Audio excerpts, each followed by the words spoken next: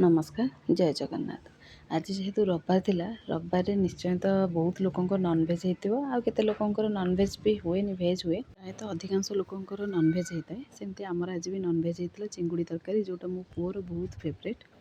आपण मैंने मोर वीडियो देखुथिबे मो तरकारी जेमिति करे सेमती करिछि।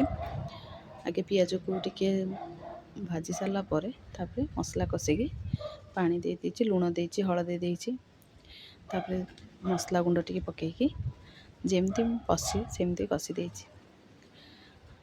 तापर चिंगुड़ी मसला को टिके भल करी कषिबे तापर चिंगुड़ी आलू पकेकी टिके कषि देछि। ए वीडियो गुड़ा स्पीड रे नेछि काहेकि ना जल्दी आपन तो आगु देखिछन वीडियो। चिंगुड़ी तरकारी सहित साग खरड़ थिली आ ता संगे दीटा पिठो करथिली जो पिठो दीटा मु नेक्स्ट वीडियो रे आनिबी।